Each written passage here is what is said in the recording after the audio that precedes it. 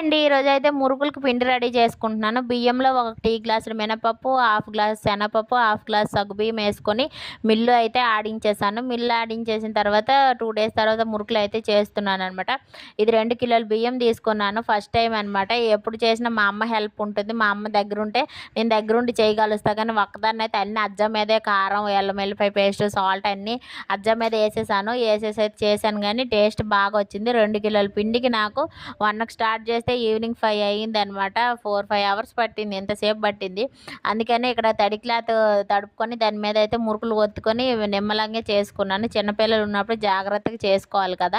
ఇక వేడి ఆయిల్ అంటే కొంచెం భయం అనమాట. అందుకే ఏమైనా ఆయిల్ ఐటమ్స్ చేయాలంటే కొంచెం భయపడతానమాట. అందుకోసం ఇక్కడ ఈరోజు అయితే మరి ధైర్యం చేసి అయితే చేసేసాను. ఎంత కష్టపడినందుకు మాత్రం మురుకులు సూపర్ వచ్చాయి అనమాట. మీరు ఇలాగే చేస్తారా? మరి మీరు ఎలా చేస్తారో నాకు కామెంట్ చేయండి. నా వీడియో కనుక నచ్చితే లైక్ చేయండి. Bye bye.